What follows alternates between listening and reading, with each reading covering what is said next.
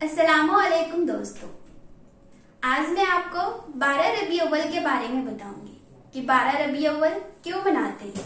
इस दिन खुशी और गम दोनों के दिन होते हैं, लेकिन हम खुशियां ही क्यों मनाते हैं। दोस्तों, 12 रबी अव्वल वाले दिन पैगंबर मोहम्मद तशरीफ लाए थे और 63 वर्ष बाद वो जन्नत भी चले गए थे, लेकिन हम खुशियां मनाते हैं क्योंकि पैगंबर मोहम्मद आए थे इस दुनिया में। तो आइए सुनते हैं। दोस्तों, 12 रबी अव्वल को ईद उल मिलाद कहा जाता है। अल्लाह कहते हैं कि अगर ईद उल मिलाद ना होता तो ना ईद उल फितर होता, ना ईद उल अधा होता, कोई ईद ना होता। निशार तेरी चहल पहल है, निशार तेरी चहल पहल है, हजारों ईद रबी अव्वल, सभी तो खुशियां मना रहे हैं, दिलों के गुलशन महक रहे हैं। ये कैस क्यों आज आ रहे हैं, कुछ ऐसा महसूस हो रहा है, हुजूर तशरीफ ला रहे हैं, हुजूर तशरीफ ला रहे हैं।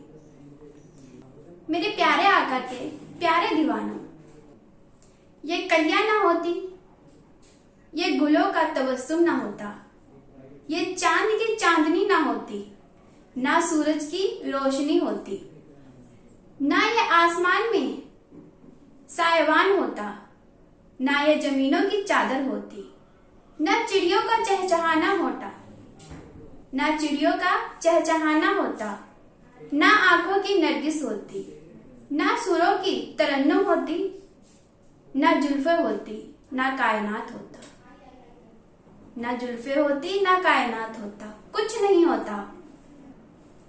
यहाँ तक कि अल्लाह ने आदम अलैहिस्सलाम माँ हवा को बोला, जो पूरे कायनात के माँ बाप है, कि ए आदम, अगर मोहम्मद को ना बनाना होता तो मैं तुम्हें भी ना बनाता, पूरी कायनात ना बनाता।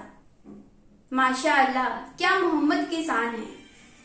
आमना के लाल आए थे उस दिन, इसीलिए पूरी कायनात में खुशियां ही खुशियां थी। पैगंबर मोहम्मद के सदके ही ये जमीन, आसमान, चांद, सूरज, सितारे भी हैं। पैगंबर के सदके अल्लाह ने बनाया है। पैगंबर के आने की इसीलिए इतनी बड़ी खुशी मनाई जाती है। और कई लोग 12 रबी अव्वल को बड़े वफात भी कहते हैं, पर बड़े वफात कहना गलत है, क्योंकि हम खुशियां मना रहे हैं। 12 रबी अव्वल बोलो और ईद उल मिलाद बोलो, बड़े फात मत बोलो। बड़े फात का मतलब होता है हुजूर के वफात होने की, पर हुजूर के वफात होने की हम खुशियां नहीं मना सकते।